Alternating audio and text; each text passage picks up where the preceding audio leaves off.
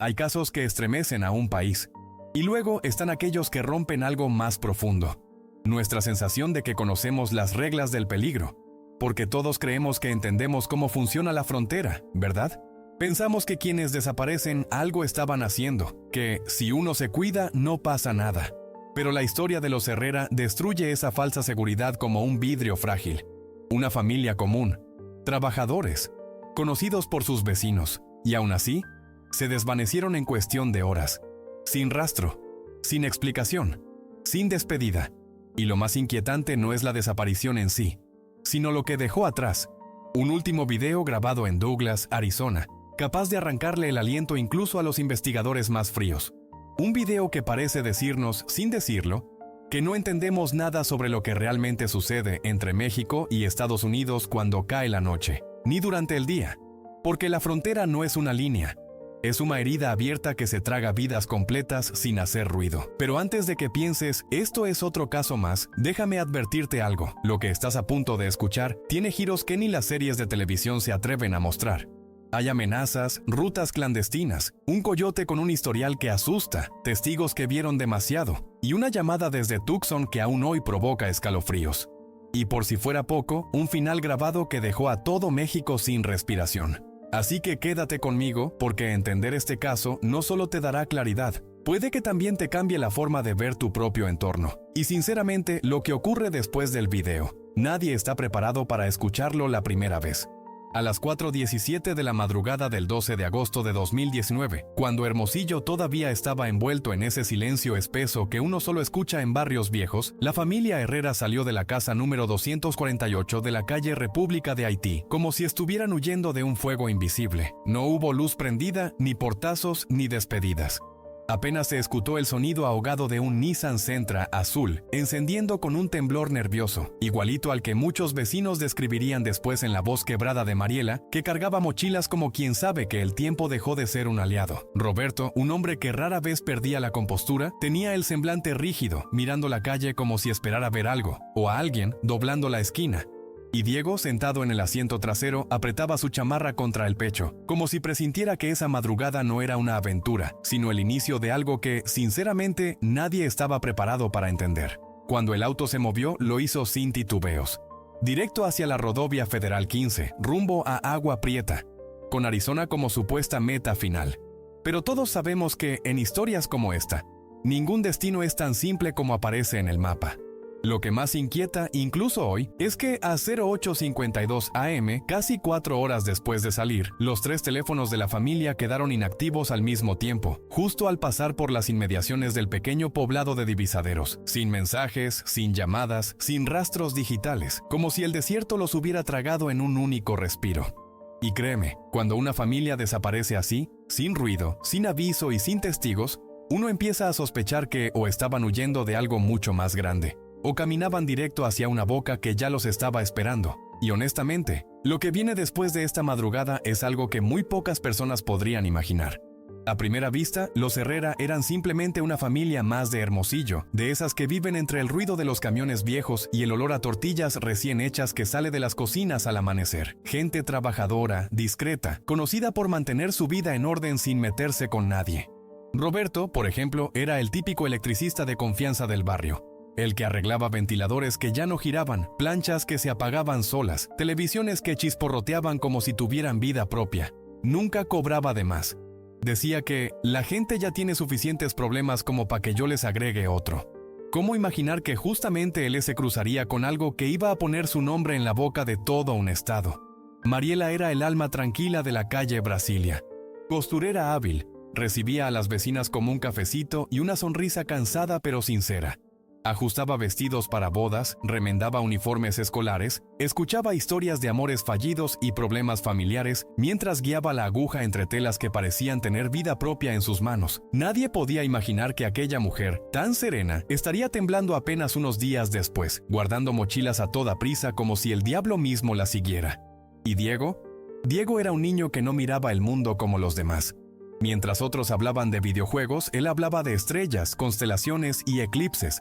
Quería estudiar astronomía, quería, según él, ver el desierto de noche sin ruido, solo con el cielo encima. Era un chamaco noble, curioso, incapaz de hacerle daño a alguien. Justamente por eso duele tanto saber lo que vendría después. La vida de los Herrera cambió el día en que Roberto aceptó remodelar un galpón viejo en Villa de Ceris. Parecía un trabajo más, pero dentro encontró algo que no debía. Cajas escondidas, armas envueltas en trapos sucios, símbolos que jamás había visto. Al intentar devolver el dinero pensando que así quedaría todo en paz, recibió una advertencia que helaría el corazón de cualquiera. Tienen 2 días para desaparecer. O los hacemos desaparecer nosotros. Desde ese instante, el tiempo dejó de correr y empezó a perseguirlos. La casa se volvió silencio, los pasos se volvieron susurros y las noches, bueno, esas dejaron de ser noites de sueño. Entre llamadas que nunca se hacían desde el mismo lugar y planes improvisados en la cocina apagada, la familia llegó a una única conclusión. Tenían que huir como fuera. Y la única ruta que tenían era Agua Prieta, rumbo a Tucson, donde un primo lejano había prometido recibirlos. Pero aquí está lo que nadie sabía en ese momento. La opción que eligieron ya estaba contaminada desde el principio. Y sinceramente, lo que encontrarían en ese camino es algo que ni en sus peores pesadillas alguien podría haber imaginado. En la frontera norte, todos han escuchado hablar de coyotes, pero pocos conocen a uno como el Pantera.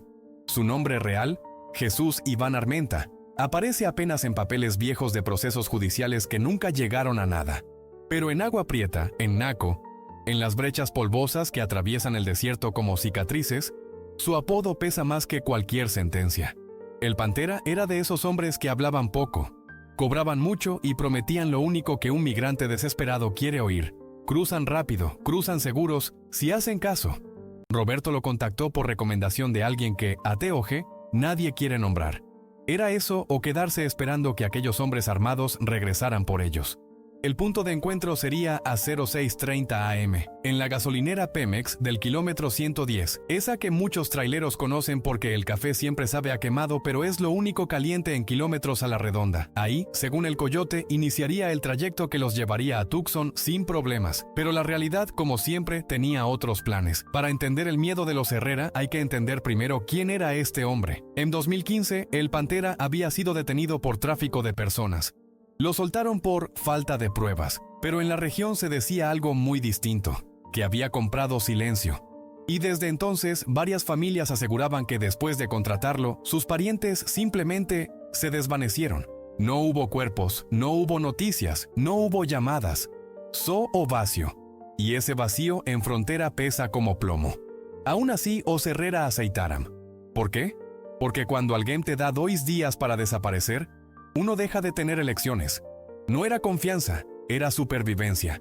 Y el problema con el Pantera es que siempre te da la impresión de que está ayudando, cuando en realidad solo está moviendo piezas de un juego que nadie más entiende. Un juego en el que él siempre gana, aunque otros paguen el precio. Testimonios de gente que lo vio de cerca lo describen como un hombre de mirada afilada, siempre vestido con camiseta negra y una cadena plateada que brillaba incluso bajo la luz sucia de los moteles baratos donde negociaba. No levantaba la voz. No parecía nervioso, pero había algo en su sonrisa, una curva leve que nunca subía hasta los ojos, que te dejaba claro que no era un guía, era un depredador. Y mientras los Herrera se dirigían a ese encuentro, creyendo que estaban salvando sus vidas, en realidad estaban entrando en un territorio donde cada elección ya estaba escrita. Un territorio donde a veces o desierto no es o mayor enemigo, sino quienes lo conocen mejor que nadie. Lo que ocurre con el Pantera después de ese encuentro, honestamente, es una de esas partes de la historia que la gente recuerda con escalofríos. A las 07:46 de la mañana, cuando el sol apenas empezaba a levantar ese resplandor blanco que solo Sonora conoce, una cámara vieja instalada sobre la carretera Federal 17 captó algo que hoy se analiza cuadro por cuadro como si fuera una pieza arqueológica. Allí aparece el Nissan Sentra azul de los Herrera, avanzando rumbo al norte sin reducir la velocidad, como si cada minuto que pasaba fuera un enemigo silencioso detrás del volante. El video es corto, granulado, casi triste, pero suficiente para mostrar un detalle que haría estremecer a cualquiera. En el asiento trasero, Diego sostiene un pequeño oso de peluche gris pegado al pecho, como si aquello fuera lo único que podía darle certeza en medio del caos. 9 kilómetros más adelante, outra câmara deveria registrar o mesmo carro. É o protocolo, a sequência lógica, a trilha digital que qualquer veículo deixa quando cruza as estradas vigiladas. Pero esa segunda cámara nunca detectó el Sentra. Nada, ni una sombra, ni una placa borrosa, ni una mancha azul que pudiera confundirse con el coche. Era como si el vehículo hubiera desaparecido justo entre un poste y otro. Y aunque para muchos eso podría parecer una simple falla técnica, quienes conocen ese trecho saben que no es tan sencillo. Esa zona, cerca del puente La Cieneguita, tiene fama entre residentes y camioneros. Ahí se han desvanecido vehículos enteros sin dejar rastro. No es un lugar turístico, no es un punto de descanso, no es nada que un mapa destaque. Pero la gente que cruza seguido la ruta te lo dice entre dientes, como si temiera nombrar algo que no debe ser nombrado. Ahí han pasado cosas raras, coches que ya no aparecen, gente que se baja y ya no vuelve. Lo inquietante es que, después de ese punto, no hay registros de los Herrera en ninguna carretera, gasolinera o retén. No hay testigos, no hay sensores activados, no hay cámaras que los vean pasar. Solo existe ese último destello de vida capturado por una lente sucia y mal calibrada, y a partir de ahí, silencio absoluto. Pero hay algo más que los investigadores notaron y que pocas personas conocen. Justo en ese intervalo entre cámaras, entre 0746 y 0749, se reportó una camioneta desconocida detenida al borde de un camino de terracería. Nadie la conectó con el caso en ese momento, porque en la frontera siempre hay vehículos sospechosos. Pero años después, cuando se revisa cada pista con ojos nuevos, ese pequeño detalle empieza a tomar un peso que antes nadie imaginaba. Y sinceramente, lo que sucede después de esta desaparición del registro digital es una de esas piezas del rompecabezas que cambia toda la narrativa. En Agua Prieta, la calle Sinaloa tiene ese aire inquietante que solo los barrios fronterizos conocen. Casas de una planta, paredes descarapeladas por el sol, perros que ladran sin mirar a quién y un silencio extraño que pesa más de día que de noche. Ahí, frente a la casa número 312, el Pantera había dado instrucciones precisas. Dejen las mochilas ahí, no toquen la puerta, no se queden viendo alrededor. Era un punto de reunión que muchos migrantes jamás olvidarían, y otros jamás vivirían para contar.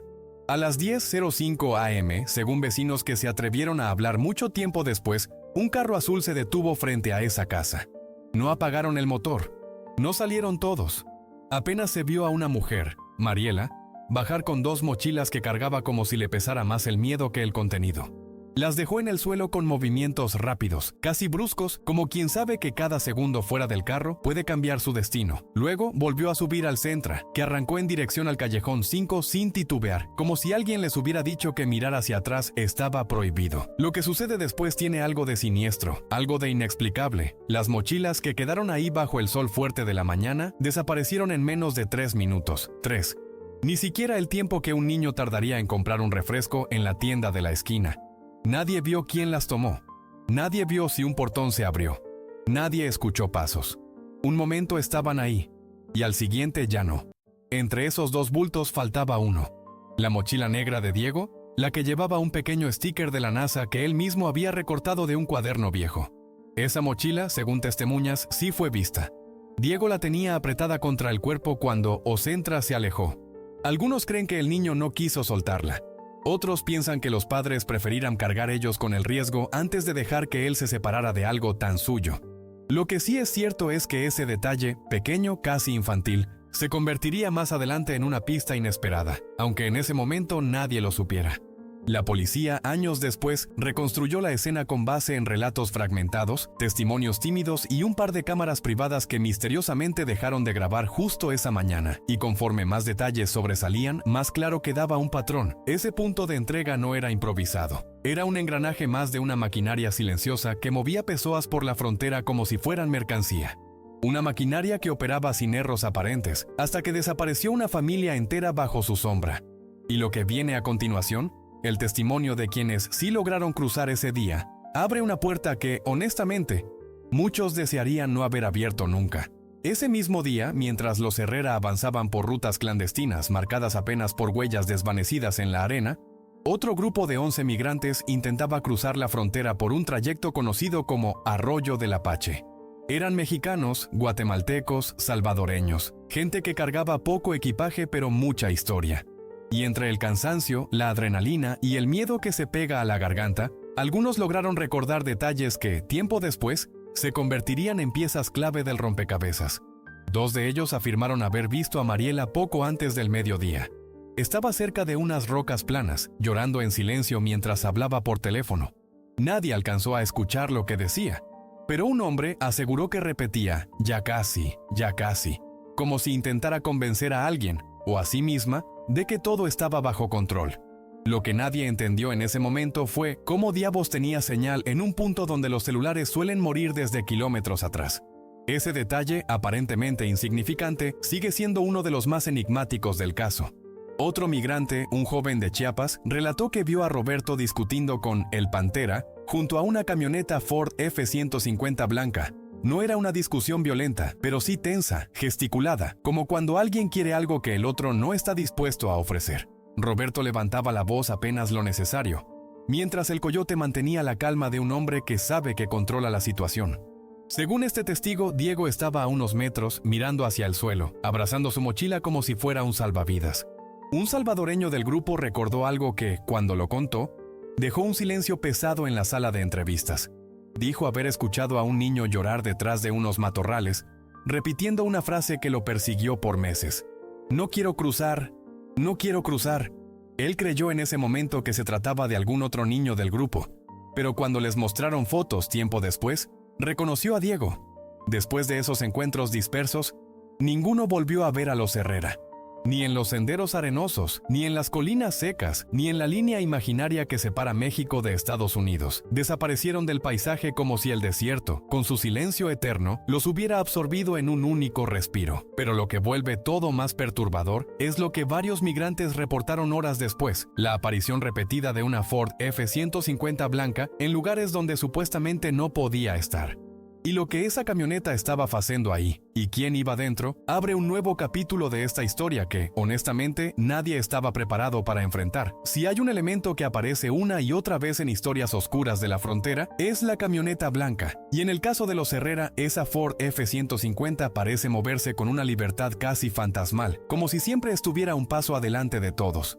La primera vez que aparece registrada ese día es en la salida del Callejón 5, apenas minutos después de que Mariela dejó las mochilas frente a la casa 312. La cámara la toma solo por un segundo, pero es suficiente para ver que el conductor oculta el rostro con la visera de una gorra, y que en la parte trasera hay una sombra pequeña que no corresponde a un adulto. Lo inquietante no es solo su presencia, sino su recurrencia, porque la misma F-150, con las mismas placas de Sonora y el mismo golpe en la defensa delantera, aparece horas después en una ruta clandestina conocida como la Ruta del Venado.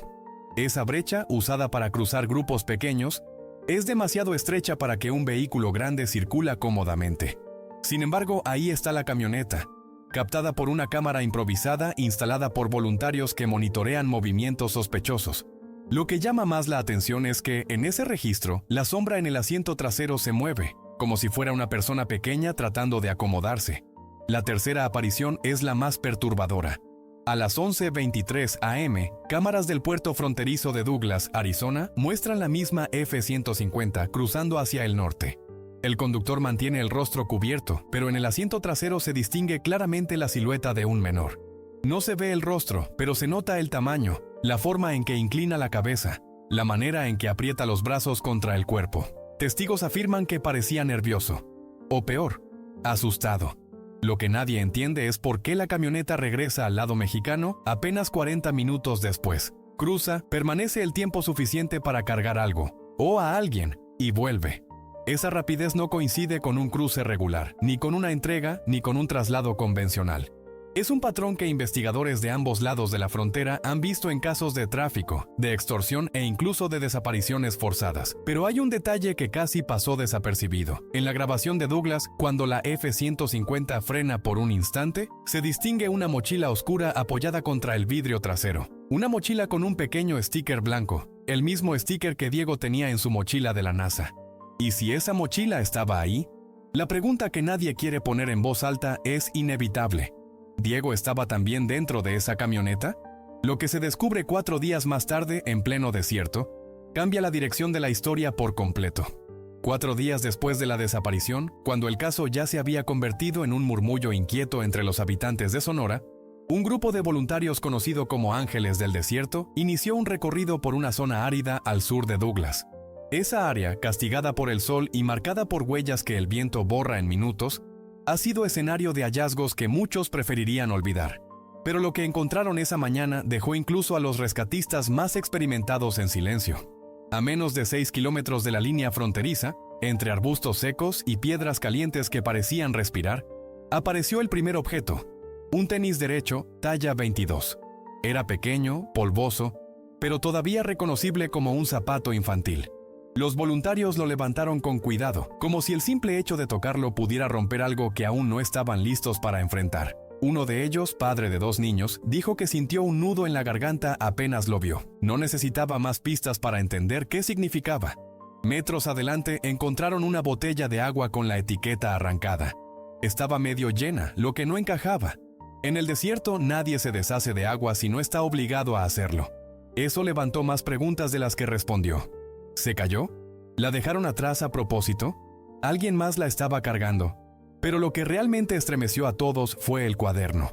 Un pequeño cuaderno infantil con dibujos de estrellas, planetas y trazos torpes que recordaban los sueños de un niño que miraba el cielo más que la tierra.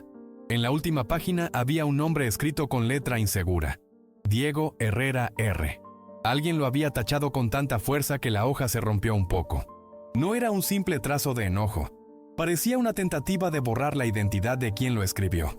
Los voluntarios siguieron las huellas alrededor, pequeñas pisadas que indicaban que alguien, un niño casi con certeza, había caminado por casi 6 kilómetros antes de que las marcas desaparecieran en una zona de arena suelta. No había rastros de lucha, no había restos de comida, no había nada más, solo ese camino interrumpido que parecía perderse en un vacío seco y eterno. Lo más angustiante es que las huellas no mostraban signos de correr. Eran pasos más o menos uniformes, como si el niño caminara guiado por alguien o resignado a un destino que no comprendía.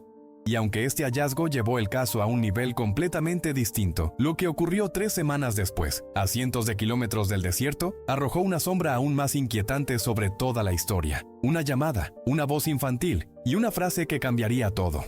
3 semanas después de que los Herrera desaparecieran, cuando la esperanza ya comenzaba a desmoronarse y los días parecían hacerse más largos que el desierto mismo, ocurrió algo que nadie esperaba. Eran las 2:14 de la madrugada cuando el celular de Mariela, un número que desde el día de su desaparición había permanecido apagado, recibió una llamada procedente de un teléfono público en Tucson, Arizona.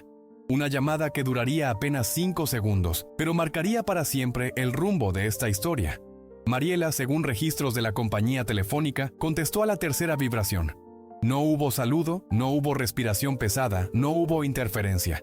Apenas una voz infantil, suave, quebrada por el miedo o por la distancia.